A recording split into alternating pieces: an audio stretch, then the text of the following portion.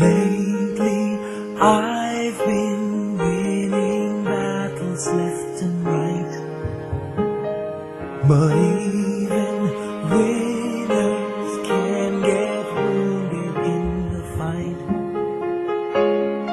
People say that I'm amazing, I'm strong beyond my years, but they don't see inside of me. I'm hiding all the tears.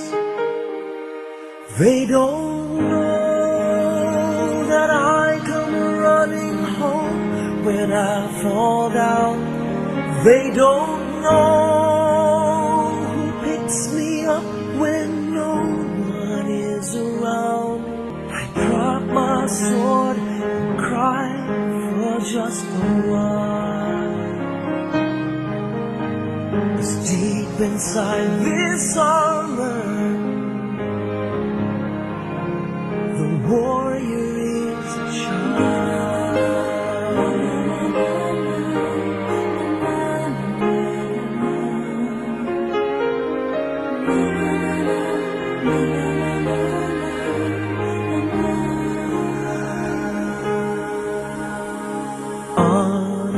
Unafraid because his armor is the best.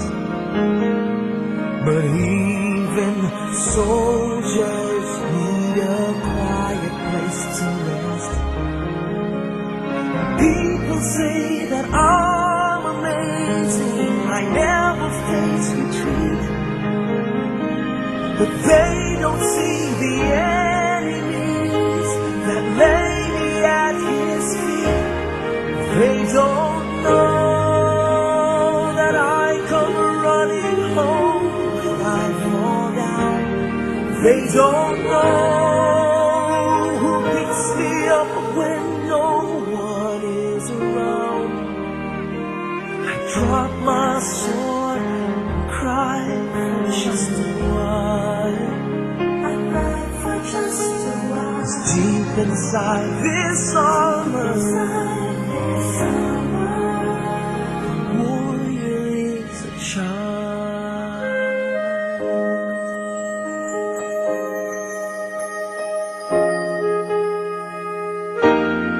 They don't know that I come running home when I fall down. They don't know who picks me up when no one is around. Drop my sword and look up for a smile. 'Cause deep inside this armor, deep inside this armor, deep inside this armor,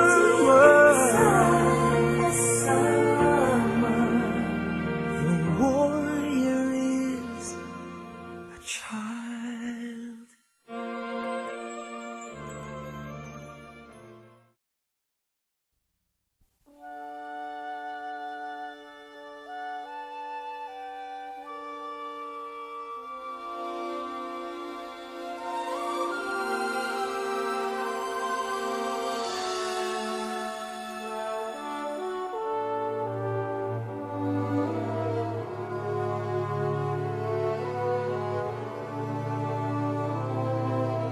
Life is not at all that bad, my friend.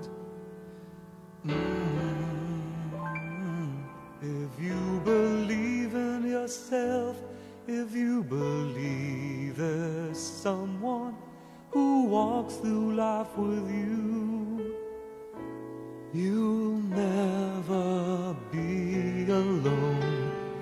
Just learn to reach out and open your heart.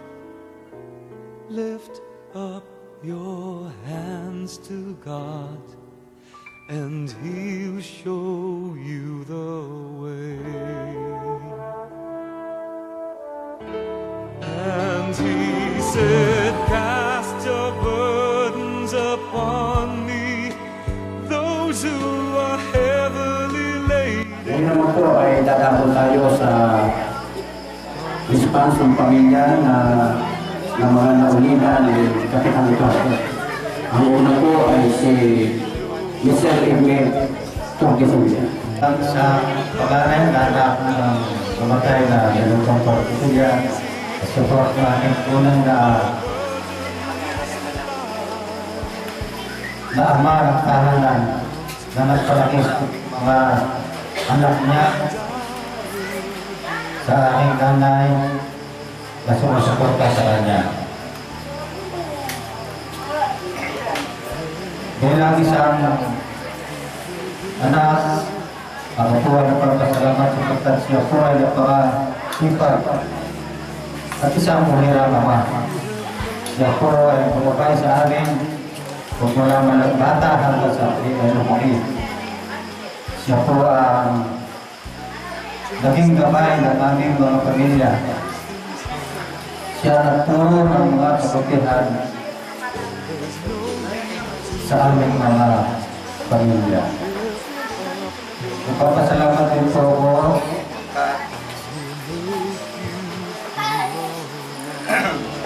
pagkamat po na siya ay kami po ay sumusuporta sa kanya sapagkat simula pa po nung siya ay magkaroon ng karamdaman. Kaya lagi po kami sa kanya ay nakasuporta. Sigurong po sa ating mga kapatid na siya po sumuporta sa kanya.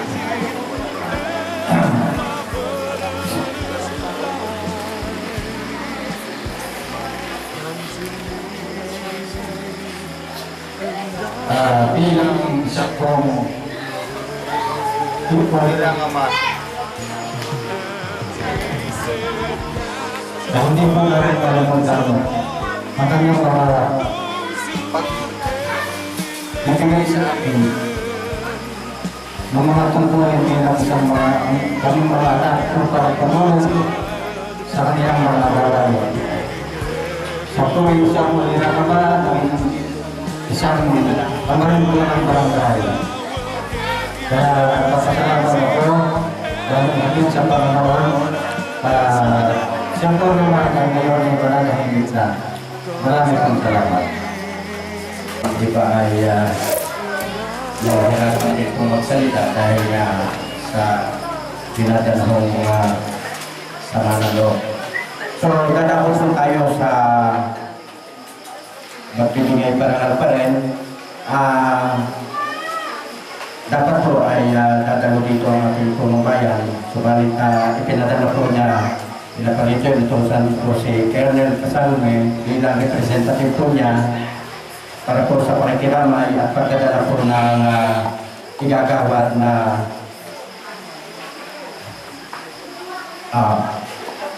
igagawad na certificate. So, ang susunod po ay ang pagbibigay ng barangay na pangunguna po ni SEC at ni Kapitana ng isang resolusyon.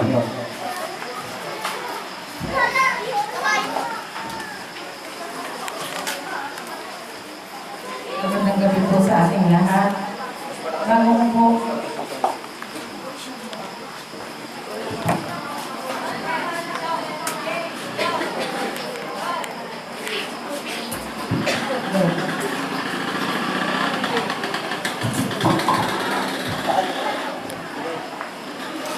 magandang gabi po sa ating lahat.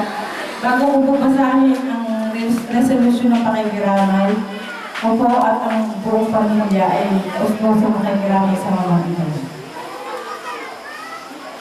Republika ng Pilipinas, lalawigan ng Batangas, Bayan ng Lemery, Barangay Ninong Castro. Katitikan ng espesyal na pagpupulong ng Sangguniang Barangay, Barangay Ninong Castro, ang ginanap noong 22 ng Hunyo 2016 dito sa Barangay Hall. Magalang-galang Nicolas Mendoza, Kagawad. Magalang-galang Enrique de Grano, Kagawad. Magalang-galang Nicanor Barredo, Kagawad. Magalang-galang Albino Tordesillas, Kagawad. Magalang-galang Estelito Calano, Kagawad. Magalang-galang Cesario Manalo, Kagawad. Binibining Lucel P. Huertas, Ingat Lang. Resolusyong pakikiramay sa pamilya ng Yumaong Militon Tordesillas. Sapagkat ang isa sa miyembro ng Sangguniang Barangay ay pumanaw na sa pangalan ng punong Barangay Militon Tordesillas. Sapagkat ito ay kinikilala ng Sanggunian. Sapagkat ito ay nung ito'y nabubuhay pa, ay naglingkod bilang punong barangay. Kung kaya sa nag-iisang mungkahi ng Sangguniang Barangay, pinagtitibay, katulad ng dito pinagtitibay, ang paabot sa pamilya ng Yumaong punong Barangay Militon Tordesillas ang pakikiramay ng Sanggunian. Pinagtibay pa rin ang silbi ng bigyan ng silbi ang resolusyon ang pamilya ng Yumaong. Pinagtibay kadalabutan ng Hunyo 2016. Pinatutulungan ko ang kagustuhan at kaguntangan ng nasa sa itaas nito. Ang inyong lingkod, Maring Andrade, kalihim ng barangay.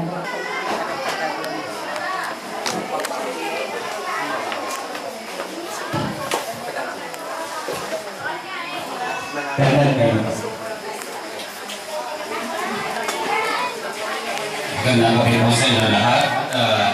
Bilang kinatawan ng ating punong bayan, Mayor Charisma Manalo Alillo, at ng bagong hala ng Mayor Nari Alillo, ay pinaabot po na mag-asawa ang kanilang pakikiramay sa pamilya Tordesillas. At humihingi po siya ng pamanhin na hindi nyo sila makagaupang palad ngayon sapagkat sila po ay umatin ng biging sa Maynila.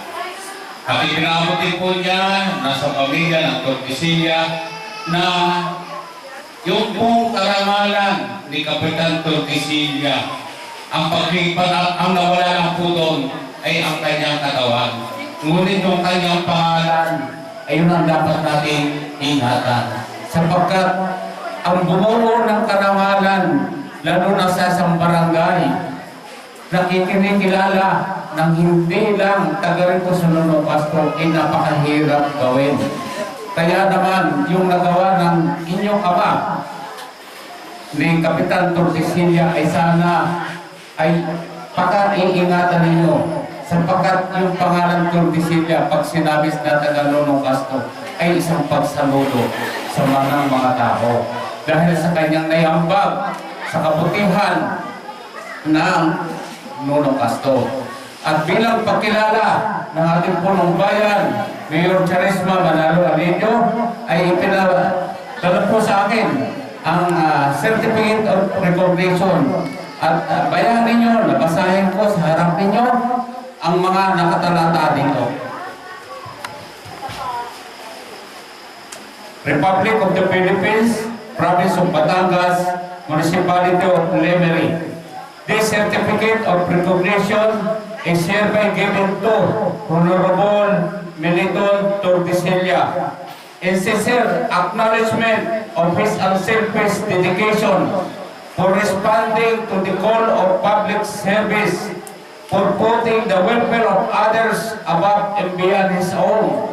As Barangay Councilor of Barangay Ninong Castro from May 8, 1994 to 2002, and as Barangay Captain from June 15, 2005 up to November 13, 2007. Given this 22nd day of June 2016 in Lemery, Batangas, signed Charisma Manalo Alillo, Municipal Mayor. Inaanyaya ako po si Mrs. Torresina at saka yung kanyang mga anak na tanggapin po itong Certificate of Recognition. Hindi po yung mga anak din.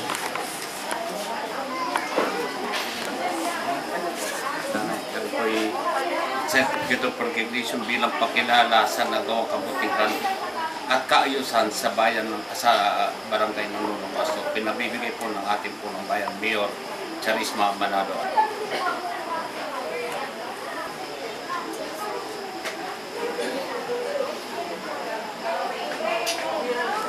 Kami po ay kung pusong nakikiramay sa laiwan o nila ng aming kasamang si Manong Benson Torresina.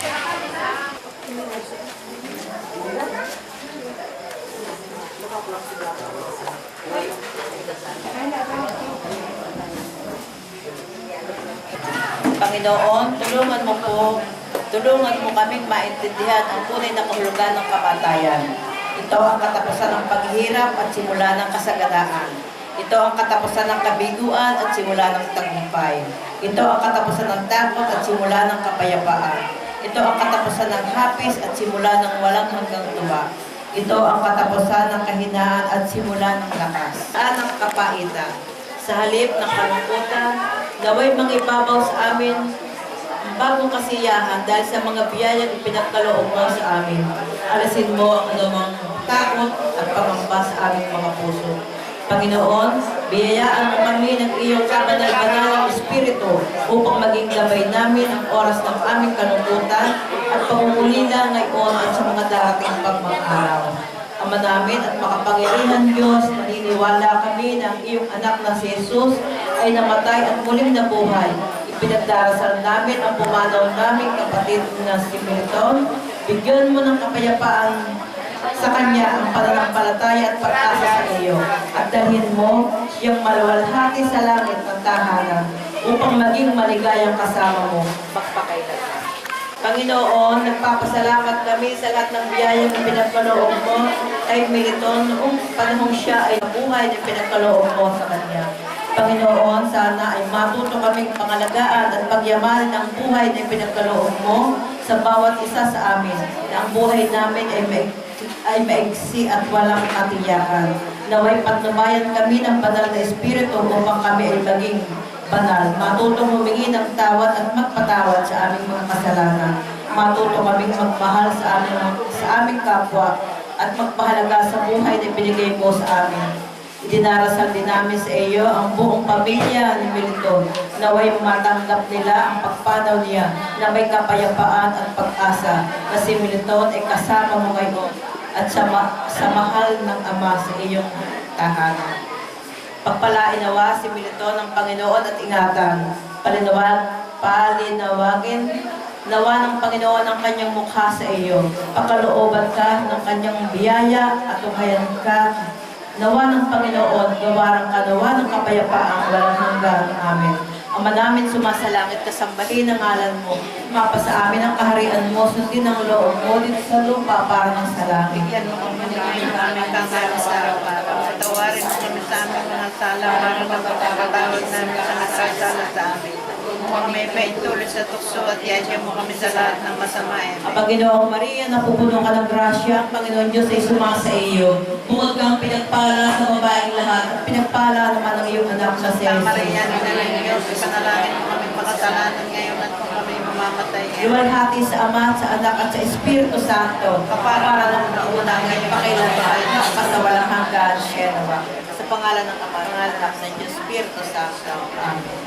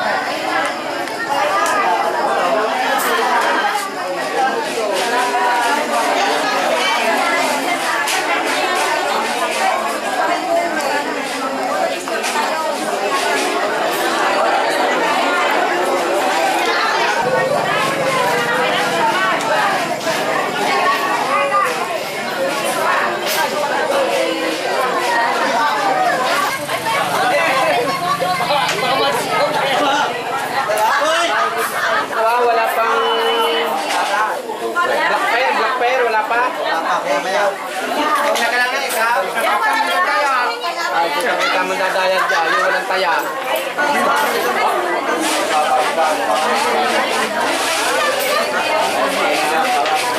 At ihingi ng maluwalhating pagsalubong sa Kanya ng ating Panginoon.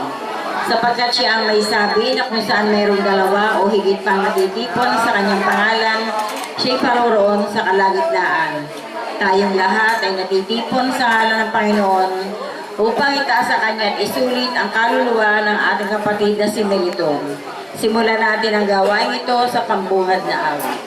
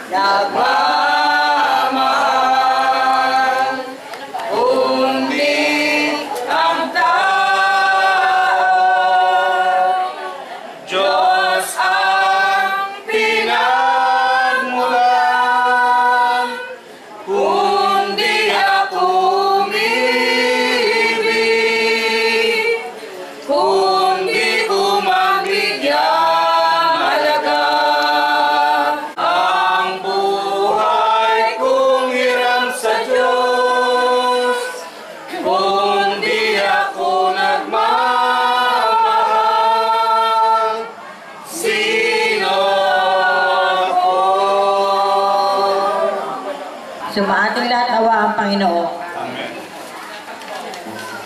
Ang mabuting balita ng Panginoon ay ayon kay San Mateo.